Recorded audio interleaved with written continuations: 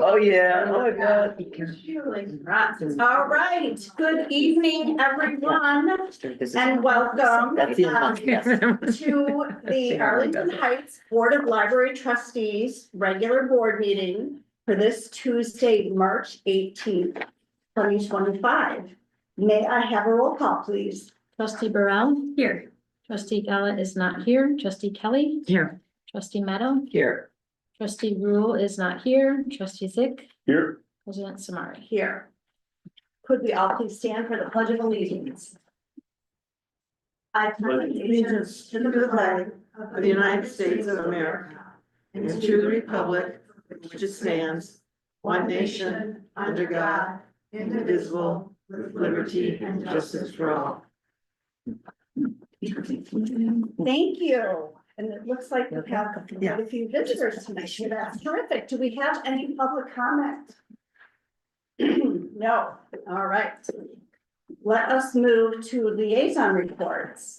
Okay, for the Friends, they have no new news items this month, but they have a few ongoing efforts that they wanted to communicate to the board. They are planning for their April book sale, which is the 12th and 13th of April.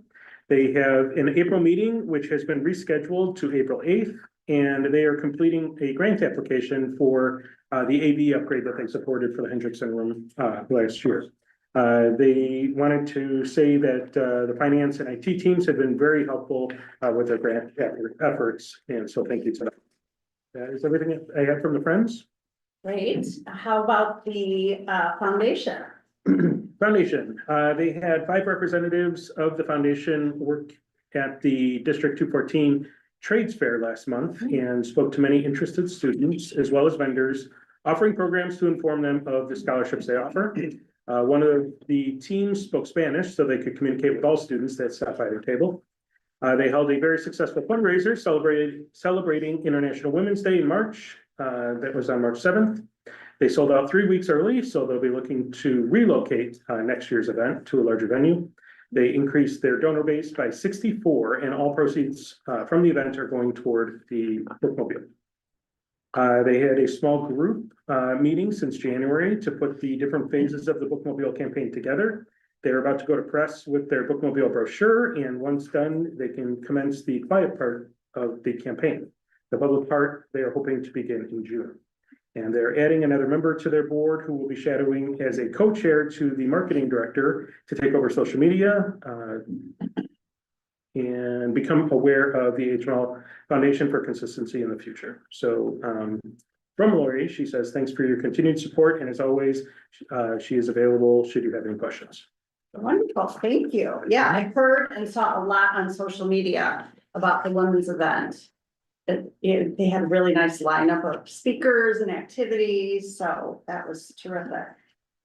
All right, moving on to approval of minutes for the regular board meeting from February 18th. Approval of minutes of the regular board meeting of February 18th, 2025. Second. Any comments or questions? All in favor? Aye. All right. And looking at the financial report. Okay, real estate tax revenue totaled $2,343,183.54 for the month of February. Copier printer revenue totaled $4,205.69. Meeting room fees were $325. We collected non-resident card fees in the amount of $238.50. Lost item charges totaled $691.64. February interest income was $13,350.54. Donations totaled $114.95. Friends of the Library reimbursed us $1,634. Revenue collected for vehicle stickers totaled $203. Makerspace rental revenue was $100. Makerspace miscellaneous revenue was $537, and the total revenue collected in February was $2,365,200.89. On the expense side, 17% of the fiscal year has lapsed, and we have expensed 19% of our total operating budget. As a reminder, in the early part of the year, contractual service expenses for annual renewals are typically higher than the rest of the year, yielding expense percentages greater than the lapsed annual percentage. So we have a lot of the front-loaded contracts that come in. That's why our budget is outpacing the fiscal year. Commodity expenses also trend higher at the beginning of the year as we pay for annual electronic resources, and 4% of the total annual capital budget has been expensed as of February.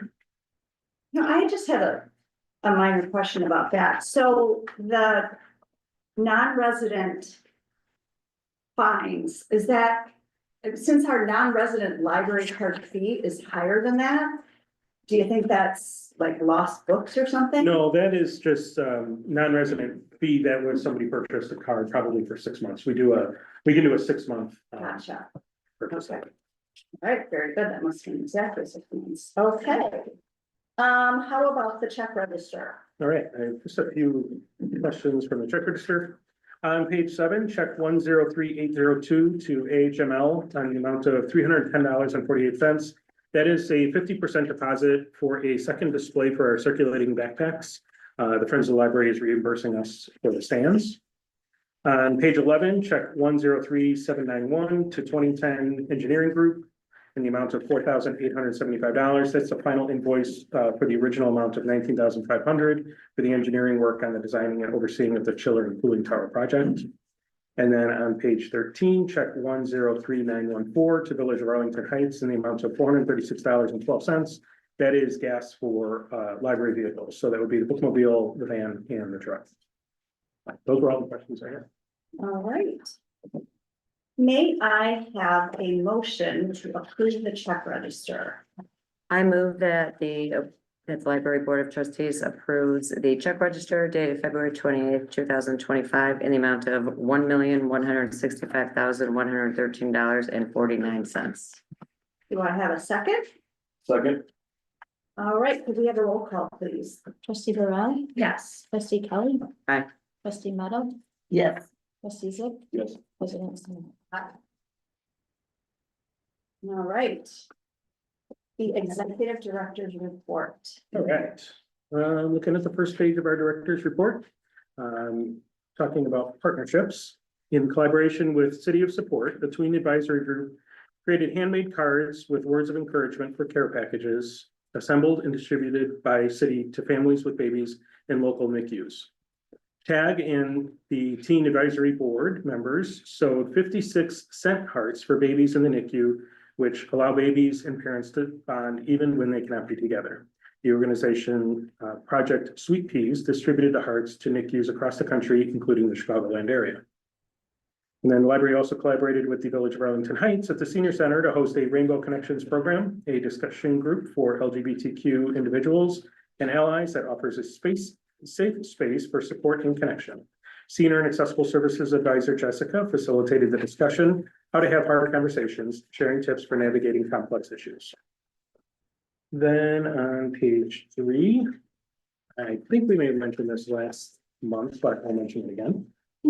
Just a big congratulations to the library's trivia team, the Trivia Newton Johns, who won first place for a second year in a row at the annual Arlington Heights Historical Society Trivia Night. And congratulations to Chef Brian from the Maker Place, who's truly won first place in the most creative non-restaurant chili category at the Lions Club Chili Cook-Off.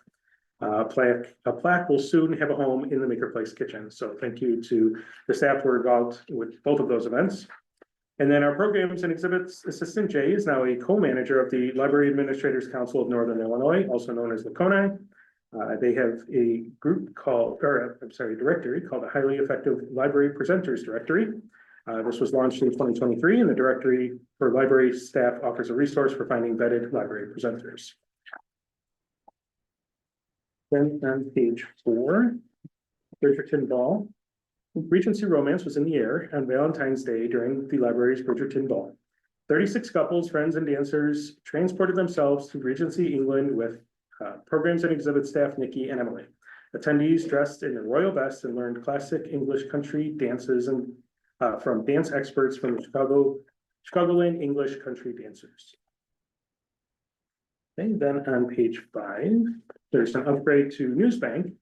Our electronic resources librarian, Bill, facilitated the upgrade of the library's Newsbank subscription to include historical content from the Chicago Daily News and Sun Times, as well as additional full-image editions of current local newspapers. Newsbank is a global news database resource featuring online archives of media publications. AHML card holders can access newspapers at ahml.info/newsstand. And coincidentally, the Chicago Tribune is also available now online through that same website. On page 6, just want to highlight a couple of new items added to the collection. The Yodo cards and players. A Yodo is a screen-free audio player and card system for kids that help them learn and play. About 140 Yodo cards have been added to the children's collection, as well as 6 players. The cards look like gift cards and will have audiobooks preloaded on them. The cards can also be played on smartphones by simply tapping the card on your device. And I believe Lisa is going to highlight that in a little bit. Show and tell. And then thanks to the Friends of the Library now offers backpacks for checkout. The backpacks are on display near the Kids World entrance and come in a variety of colors.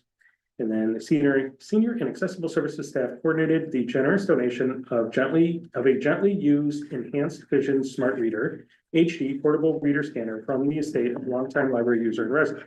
The equipment enables individuals with low vision to retain the pleasure of reading by listening along or by attaching a monitor to view the text. The device has been added for checkout to the Library of Things in the assistive devices category. Then on page 7, 14 makers attended the Maker Show and Tell meetup, where they shared about quilting, 3D printing, bookbinding, graphic design, and a presentation by the first maker of the group to bring their products to market at a permanent craft fair in the area. Then, let's see, our youth services staff hosted a workshop for high school students where they learned tips for crafting resumes, filling out applications, and interviewing. Community and Circulation Services Supervisor Megan, Digital Services Supervisor Gregory, and Info Services Supervisor Megan assisted by performing practice interviews and answering questions regarding the interview process. And then on page 8, the Community Engagement Liaison, Catalina, and Programs and Exhibits Manager, Jennifer, led a full kitchen of 18 volunteers in preparing lasagna casseroles to serve 45 people for this PADS meal prep. The library partnered with First Presbyterian Church in Arlington Heights. And then on the bottom of page 8, the library's new 20s and 30s event series continued with Lego Night at Eddie's, a fun, relaxing event connecting 26 singles, couples, and groups of friends.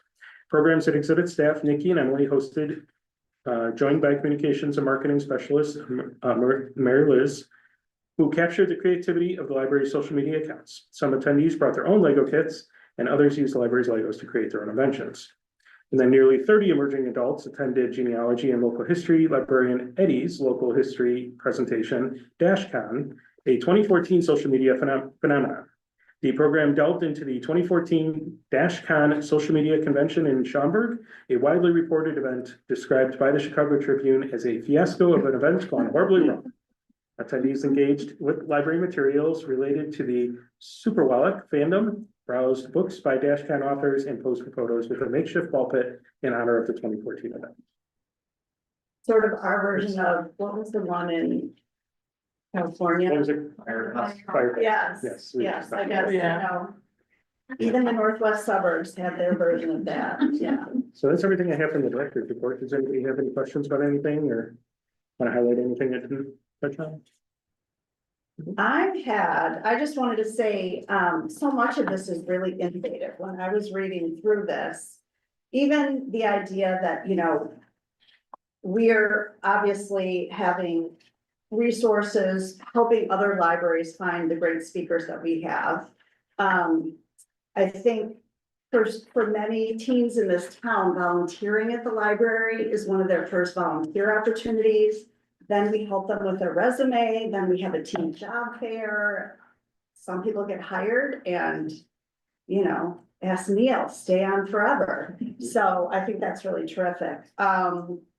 I love, and I think it shows that you're doing it right when kids at home are playing story time instead of playing school, and they have their own Dewey. So, I mean, I don't know what you can say other than that. And then I really appreciate the fact that we're having a lot of events for 20s and 30s for the emerging adults. And, you know, it's one of our stated goals. We're using different locations and different ideas. So I think that's really helpful. And of course, pads and blood drive and all the other wonderful things that we do, so. Anyone else? All right. And I always say this, but for anyone who's watching at home, you can find all of these documents.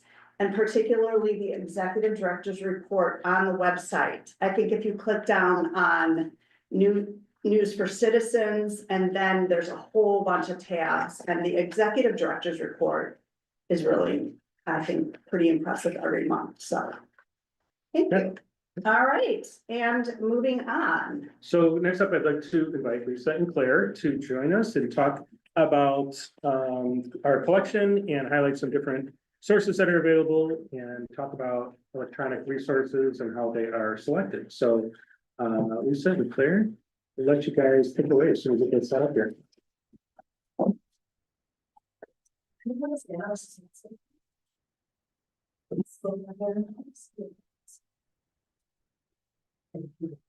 All right, well, thank you for having us here tonight. As Mike said, my name is Lisa Nobbs. I'm the Collection Services Manager. And my name is Claire Griebler. I'm the collection supervisor. So we're going to talk about the products that we have for our e-content. But first we want to talk about some new items to the collection. Yeah.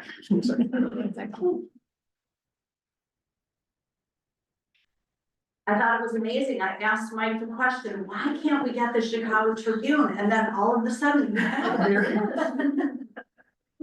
Just because it's our kind of hometown newspaper, one of them, right?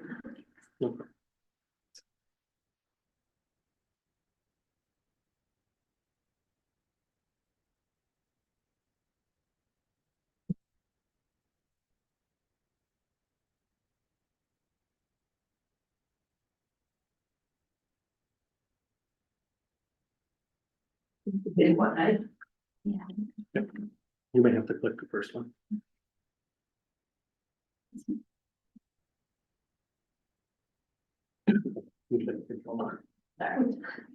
All right, so we're going to talk about collection updates.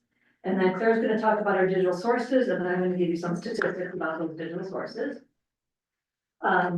So first quarter was a really, really busy year for my department, and I just want to give a shout out to my staff because they were rock stars adding all of these collections in a really, really short time. So kudos to my staff if you're listening. So I want to talk about our YOLO cards.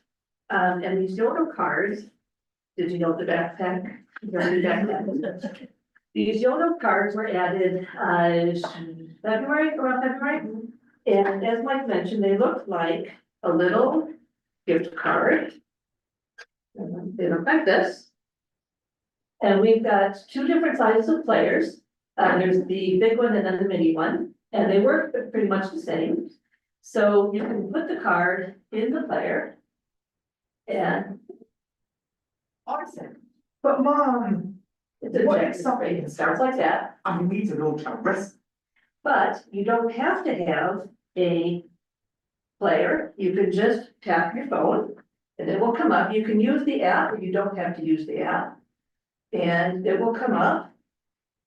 This And thing I present. it'll play on your phone, just like that. So there's no technology really needed, and you can use it on. Okay, it's not enough. Thank you.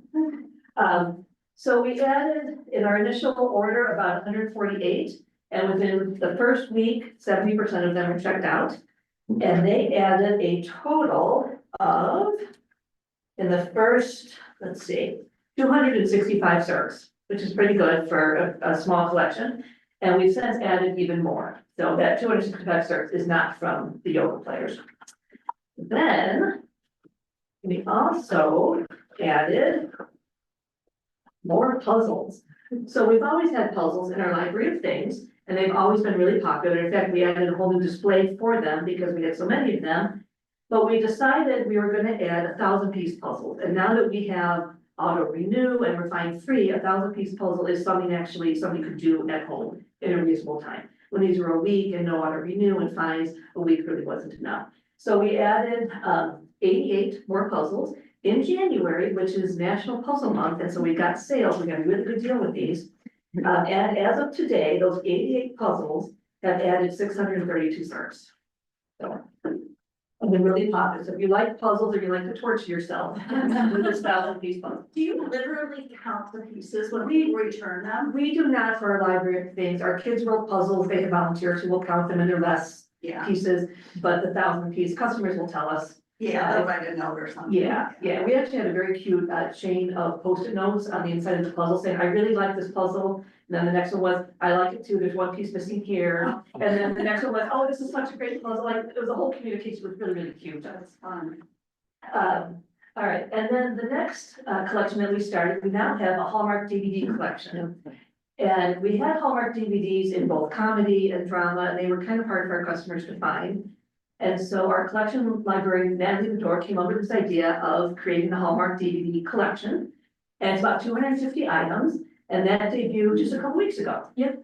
Very, very popular, and I heard from a CERC staff member that, one of our customers came with a giant stack of Hallmark DVDs and said she was thrilled that we have this new section, and that it was just so much easier to find what she was after.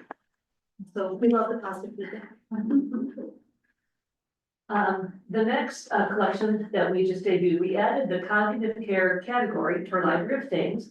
And this contains 16 items, and this project was in conjunction with our senior and accessibility services department. There are 16 items that are bringing puzzles and games and kits.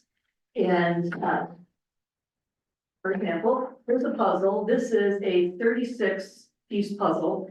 And they're very, very large pieces, so they're much easier for people who might have some cognitive issues. And then we have another one that Claire's gonna show us.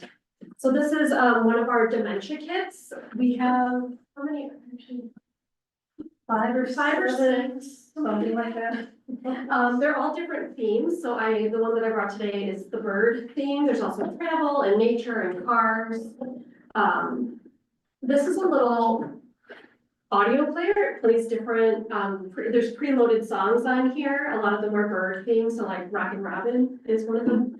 One of the songs, what's nice about this, there aren't a ton of buttons, so all you do to play the music is lift this up, and then the music will play. If you want to change to the next song, you just press this button here, and then if you want to turn it off, you close it, and that's that. It also includes like a little bird fidget toy, which is really fun to play with. There's this really cute book of the little book of backyard bird songs. There's a It is gonna go again. I think that's twice. there. There's also a puzzle similar to the one that Lisa showed. And then this is really fun. This is, it's called Aqua Paint, and it's this little piece of paper, and their set comes with paintbrushes, and you can use water to paint. And what's nice is you can reuse it, so the colors will disappear and you can just keep painting. So that's an example of one of our dimensions. How would that be, like, how would a customer find that on the website? Like, if I want it for my aging parent, or, I don't know, are you a 2-year-old? Like, what would it be listed? Like, how would I find If you it? went to our library of things page, first of all, it's a category there called cognitive care, what it's under. But one of the projects we're working on, I think these have our subject headings, I think if you did cognitive care, it might come up that way. And do we have them at the main branch and then also a couple in the senior center, or would they request it? They could request, but right now they're with their library of things, so they're only at the main library. Okay. And then as Mike mentioned, we now have backpacks in Kids World. There are 20 backpacks right now for kids, and as of today, those 20 backpacks have circulated 49 times. And then we also added, I think just last week, bags that are by the CERC desk, and these are bags I think CERC was selling, and we had some, so we added them to the collection, and they have our logo on it. So, And I have a nice story to share. We had a customer tell us that, her and her family and her dad walked over to the library. And you know how it goes, like if you go into Trader Joe's, you think you're just gonna buy bananas, but then you leave with everything in the store. Similar thing happened to them. They found a bunch of things they wanted to check out, and they're like, how are we gonna carry all this home? Well, we had backpacks, and there's a backpack available to check out. They checked out a backpack, put everything in the backpack, walk home, and they were very happy customers, so I'm really happy to hear that story. How long can somebody check the backpacks out for? They're a month. There. Yeah. We actually found, people were keeping them a week, because a lot of kids come once a week with their caregivers. Okay. And so they were coming back, they were searching pretty quickly. Okay. All right, and now Claire's gonna talk about our digital sources. Okay, so I'm gonna touch on three of our digital sources from left to right: Cloud Library, Hoopla, and Canopy. Gonna start with Cloud Library. Cloud Library allows our customers to borrow both ebooks and e-audiobooks. Our customers can check out 5 items at a time. And regardless of whether it's an ebook or e-audiobook, you get a 21-day loan. And you're able to have 10 holds on your account at a time. What's really nice about Cloud Library, what's definitely a unique feature, is the ability for us to add titles to the collection. And because of that, that means that we can purchase customer suggestions. Another unique feature of Cloud Library is our pay-per-use model. We have additional content available through pay-per-use, and it allows us to offer a larger selection of titles to our customers. We're charged a small fee each time a pay-per-use item is checked out, which means that we only pay for titles our customers are actually using. And most of the titles are in the 99 cent to $2.99 range. CloudLink is another, forgot about CloudLink, very unique feature of Cloud Library and a huge benefit to our customers. So CloudLink is a small group of libraries, Rockford, Vernon area, Gale Warden, Downers Grove, Cook Memorial, Elmhurst, and Indian Trails, and we all share our purchased Cloud Library content with each other. What's nice is that if you have an Arlington Heights card, you're our #1 priority for our materials. We don't loan out material if Arlington Heights card members have a hold on that item. You're the priority. And this is a very cost-effective way to give our customers access to even more titles, and it can even reduce wait times on popular titles. Can I ask a question? So for Cloud Library, am I correct?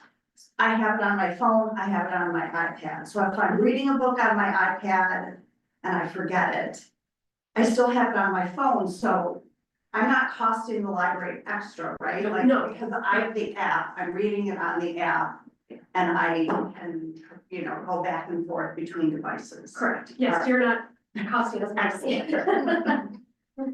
Okay, so the next digital source I'm going to talk about is Hoopla.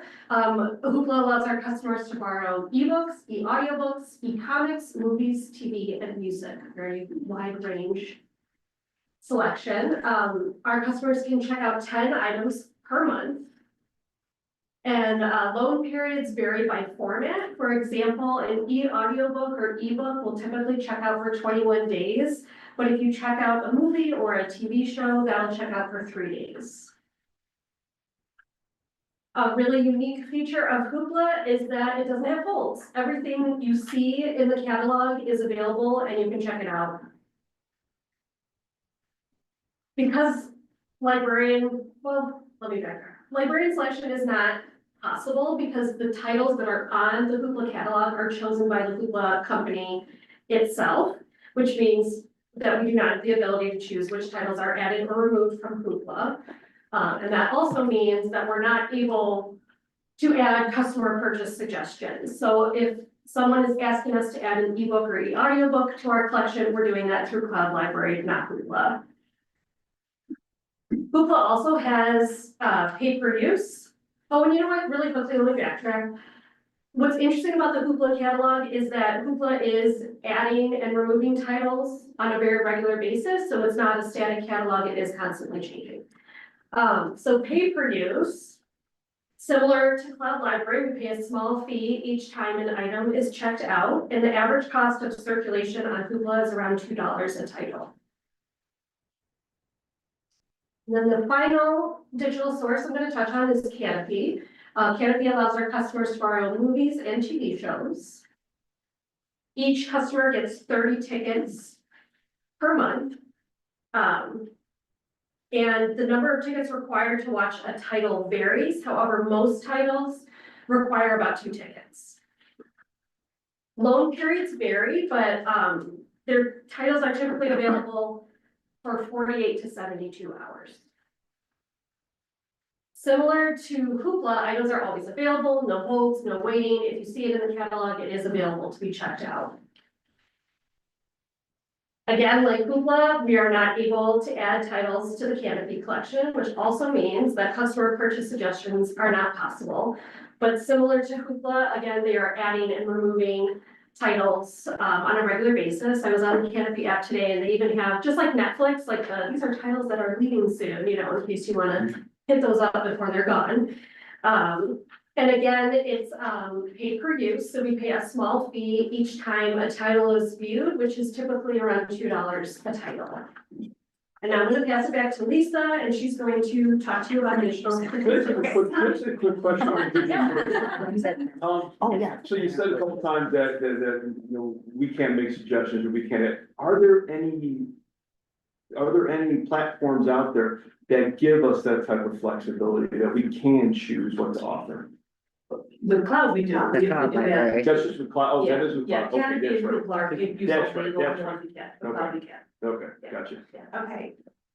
I confess, I have never used Canopy, so here's my question, I see something I wanna watch, I'm watching it on my iPad. Can you like sling it to a TV, or do you just watch it on your device in which the app is? I don't use Canopy either. I know with Hoopla, you can't. Hoopla has an app. I believe there is an app. for Yeah. Canopy. There isn't, yeah, because I was on the app on my phone today, so I've not tried this at home. But I believe you can, like I have a smart TV, you can put an app on the TV Yeah. and log into it and then watch it on the TV. That's amazing. Or just put an HDMI cable on your laptop and it No, goes to your. Right, your okay, so, TV. and again, I can start watching it on my laptop and then take it You to can an switch to whatever, airplane, yeah, yeah. and you will not cost us more money. Excellent. The only thing you can't cast to your TV is, and I'm gonna mention these in a little bit, are the Hoopla binge passes. And the binge passes are things like Hallmark, so if you're a Hallmark addict, like me, you can check out a binge pass, and I think you get it for 3 days or 7 days. But those you can only watch on your iPad or your computer, you cannot stream those on the app. Gotcha. You know, hearing from one of our other digital specialists, and he says, Canopy and Hoopla both have Roku and Fire TV apps. Oh, very good. Okay, well, thank you. That's a really great way for our customers to watch a lot of content. So for our digital statistics, I don't think it's a surprise to anyone that digital content continues to increase in popularity. It's had a 19% increase since 2021. And as of at the end of 2024, there were over 2 million digital items in the catalog alone. Cloud Library is the most used platform, with 171,000 circs compared to Google's 103. Our collection size in cloud is over 33,000 items, with CloudLink adding an additional 127,000 items. And then if you add in the PPU copies, the pay-per-use copies in cloud, the collection size is more than 695,000 titles in cloud. Hoopla has more than 1.8 million titles, while Canopy has more than 34,000 titles. Does one of them tend to get the newest the newest novels or the newest? I would say cloud library, because Because they're adding to them, right? And you have the opportunity to select. Yeah, I think also because Hoopla's pay per use, they might be a little slower at getting the new titles. Got it. We pay more for cloud titles and we get them faster, like Street Tape. Fast. so I would imagine if the publisher, Yeah. they make the decision of if they're gonna allow a title to be available on Google or something, but I would say the most popular ones that's through cloud library. And I don't know if this would ever be possible, but can you? Is there a way to tell if it's more cost effective for the library to buy a book? Obviously, you're gonna have it on both platforms for very popular books, but to buy a book versus have it on digital or? We tend, because we can't really buy copies on Hoopla, we're limited to what they give. So if it's a, and then you can So like, you see something. One of the things we started doing in December, just to kind of save money on our e-content, is if there's a purchase suggestion that comes in, and it's something maybe we don't feel has broad appeal that we want to add it to cloud at a cost of $75 to $95. Right. We will look at Hoopla and see if it's available in Hoopla, Gotcha. and then, Well, I check every purchase suggestion that comes in, because if it's available on Hoopla, I don't necessarily want to add a $75 copy to Cloud Library, so then I personally email the customer to say, hey, this title is available on Hoopla, and, you know, send them instructions on how to check out a title on Hoopla, so that we're just, trying to save, because obviously it's way cheaper if a title is $2 on Hoopla versus we own a copy for $75, I'd rather go the $2 route, of course, yeah. and I asked Claire to keep stats on this, so we could see, if it was worth the staff time to do all of this. Sure. And in February alone, we saved $1,400, not buying content on That's cloud. awesome. Thank you. Lisa, sorry. Can you go back to the previous slide? I want to make sure I'm understanding this with the cloud library. So there's like a base collection, and then we can also add in the pay-per-use. Yes, yeah. Okay, Yeah. okay. So the base collection, the titles that we buy, Mhm. are in our catalog. The titles that are in CloudLink are not in our catalog, and the pay-per-use titles are not in our catalog either. So if you're searching for a title and it's in our catalog, it'll tell you that Cloud has it. Mhm. But you might still want to check in the app and search in the app, because if it's a pay-per-use or a CloudLink title, it's not going to appear in our library Oh, catalog. okay. And CloudLink titles will sometimes, like if an Elmhurst CloudLink title is checked out to an Elmhurst patron customer, it will not show up, you won't even see it Okay. as an option to check it out. Yeah. Okay. Thank you. So that's interesting though. So that means that if I'm looking for a book, if I'm looking for something, a certain book, and I don't care what form it's in, if it's all checked out because it's super popular and then it's got a long wait list on, through the library catalog, I should still go to my app and check my app, is what you're saying, because I already on my app, they have my information as an Arlington Heights Memorial Library. Well, if it's a super popular title, Yeah. we own it. Yeah. But if it was a title that maybe, we no longer have or something, Yeah, if it's a CloudLink title and we don't have it, yeah. then I would check the So app. it's worth checking. It's worth checking, yeah. I know, it's confusing. Well, I always feel lucky when I'm like, oh, it's not here, but I got it from Gail Gordon through the Illinois link, right? Yeah. Or some other library, like, I'm like, yes, I got it, but now you've given me even another way. Yeah. And I'm sorry, one more question.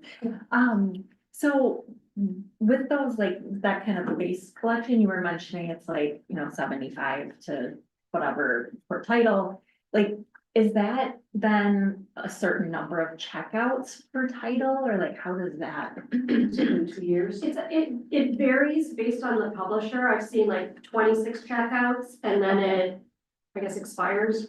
Okay, you have to like buy. And then sometimes it's as many checkouts in 2 years, and then after 2 years Okay, so expires. it's publisher specific.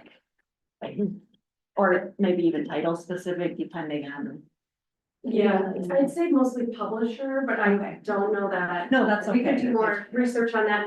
No, that is helpful. And Claire does get reports of titles that we're about to lose the license for, Mhm. and if the title she thinks we should have, we buy it again.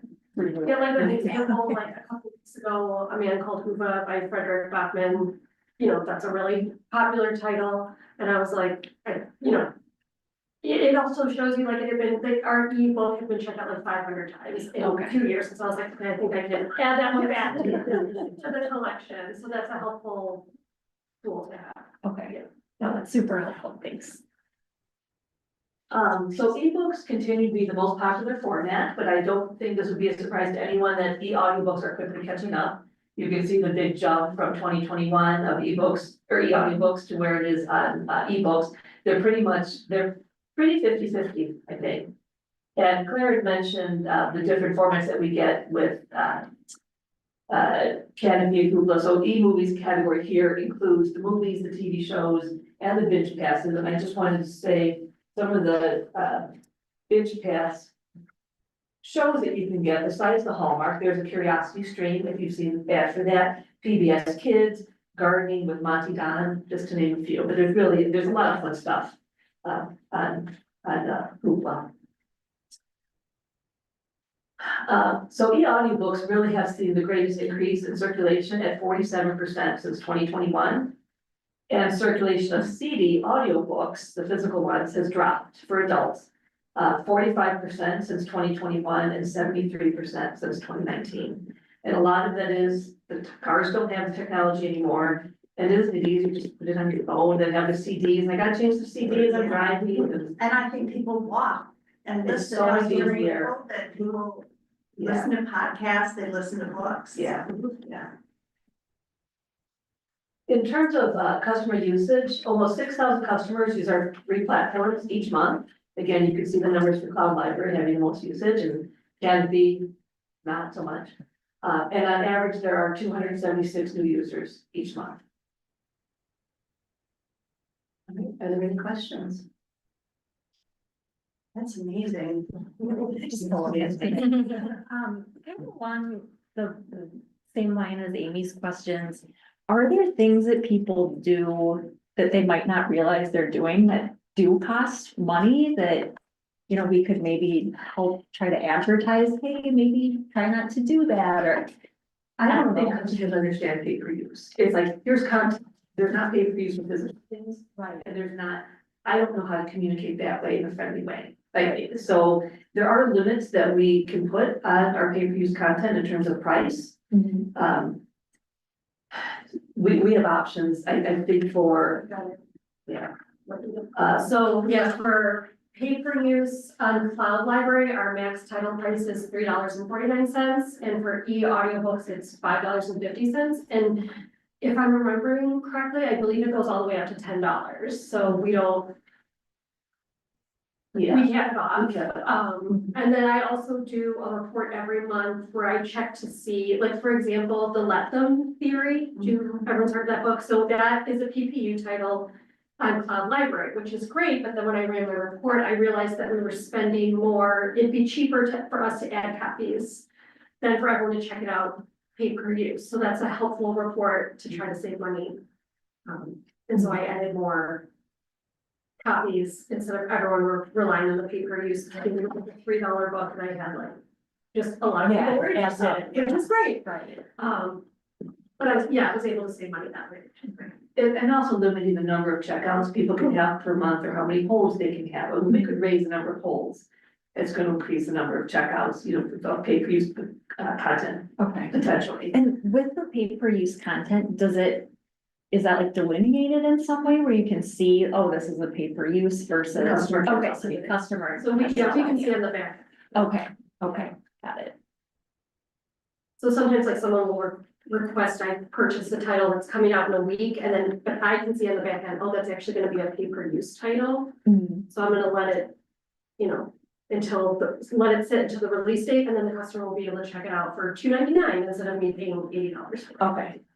And we monitor the holds list too, so if it does turn out that we should buy a copy of this. Yeah, Then. Yeah, like the level, yeah. okay, so there's a lot. There's a lot going on. Need to know finance to work in your.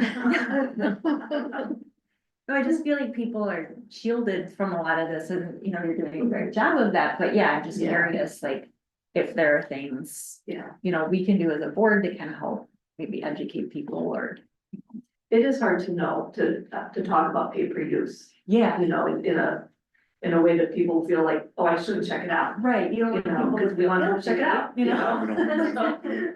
I have a friend who lives in Seattle and she is always texting me about, she's very concerned about e-content prices. And she's like, should I just not check out e-content from the library? I'm like, no, you should, because it's helpful for us to know that that's an important format for people. Mhm. So, yeah, we want people to. Yeah, a huge part of the reason I'm asking is a neighbor of mine, I think I forwarded it to you, Mike had sent me an article about. Yeah, these, you know, sometimes publishers really gouge libraries for, you know, e-content. She's like, oh my gosh, I, listen to ebooks all the time and like, I'm always checking out you know, check, or she listens to audiobooks, she checks out ebooks. I'm like, yeah, it's not your fault. Like, keep doing it. Responsible on our end. Well, then that shows us how we should be budgeting our money. Right. You know, if our population is super into ebooks and audiobooks, we wanna make sure we're spending the appropriate amount to feed that. Right, and so are you buying fewer DVDs?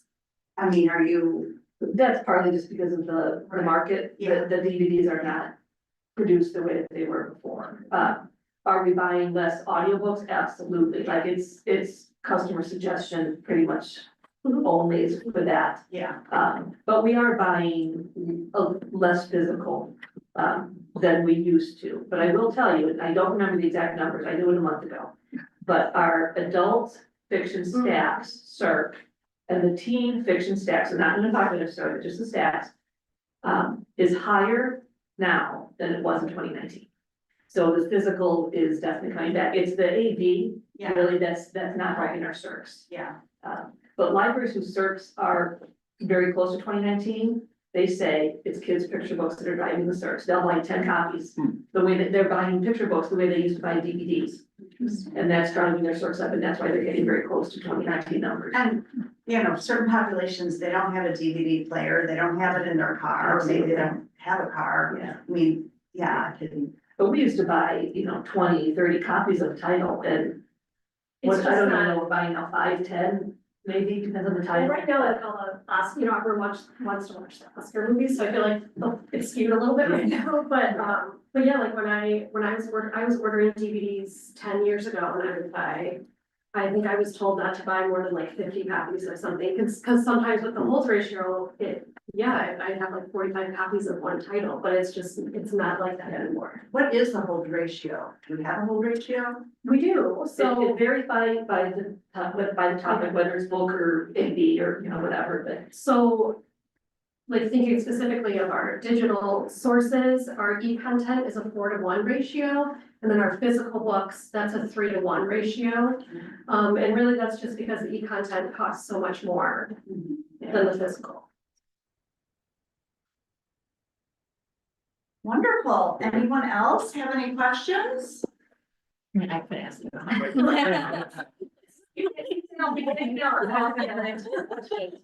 Thank you so much. This is really, really informative. Thank you. Yeah. Thank you. Yes. We love to hear that. You got over. Yeah. Thank you. You're very welcome.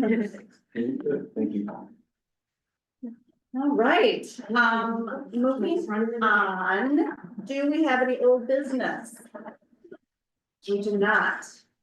How about new business? Nothing for me. No. How about other? I do have a couple things rather.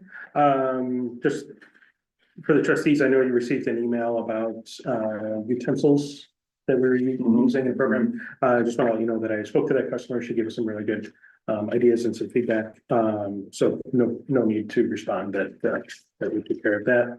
And then staff day is coming up on April 4th. And I wanted to let you know that the April committee of the whole packet, because we'll be off that Friday out of the office, the packet will probably go out Saturday morning or early Saturday at some point. We're getting our bids back for the construction project. Our construction manager is gonna be putting everything together and getting that to us on Friday. So then we'll put that packet out on Saturday. So if you don't see it Friday, it's coming. I'm sorry, that was for the committee of the whole. Yeah, April committee of the whole. That's everything I have. How about, can you just give us a just quick update on the lighting, Ed? Sure. Yeah, we've been talking with the contractor. The contractor brought ComEd in. They did a count of all of our fixtures and went back to ComEd. And we're still waiting to hear back from them on numbers. But it definitely sounds like they are going to cover it for some substantial amount. All of the pendant lighting downstairs, so all of the lighting that's above the stacks. And the one that we're waiting to hear back on more specifically is the 2x2 lighting throughout the library. And those are the, they sit in the grid. And so that's one that it sounds like They're not gonna cover as much of, but we're waiting to hear back on what they actually look like. So I'll bring that back as soon as I have some more Okay. information on that. Good. And I think we all got information about the Kindle Fire, is it Kindle Paperweight. Paperwhite? Yeah. So I feel like that question comes up every once in a while, so it's just good for us to have that information. All right, well, yes, yes. Let's remind everyone there are two board trustee seats up for election in the April 1st election. So There we will are. be meeting before that. Please vote. And we have Yes. two candidates with us tonight, Daryl and Dave. And Andy's not here, but Greg is moving off our board and running for village trustee. So I know we're an election place here at the library. Does that disrupt the day much or Not too bad. because it's Yeah. right near the It's one, entrance? or it's, was it two precincts? And so it's not a ton of traffic. So no, it doesn't really disrupt us too much. Okay, very good. Well, with that, I would like a motion to move into closed session in accordance with 5 ILCS 120-2, for the purpose of discussing executive director's performance goals. So moved. Seconded. All in favor? Aye. Aye, all right.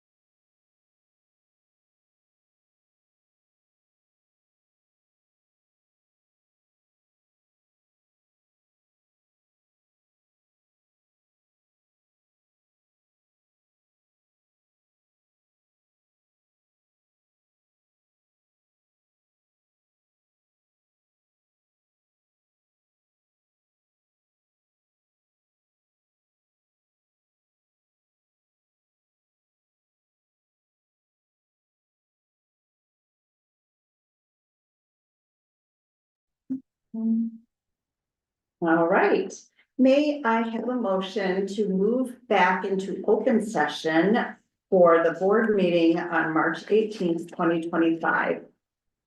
So moved. Second? All in favor? Aye. Aye. All right. So we are back in open session. Does anyone have any other? No, I would like a motion to, To approve the minutes. oh. Yeah. I would like a motion to approve the minutes from our closed session tonight on March 18th, 2025. So moved. Second. Okay, you can second that one. All in favor? I feel like I'm just tag teaming. Perfect. And now I would like a motion to close the regular board meeting of March 18th, 2025. So moved. Seconded. All in favor? Aye.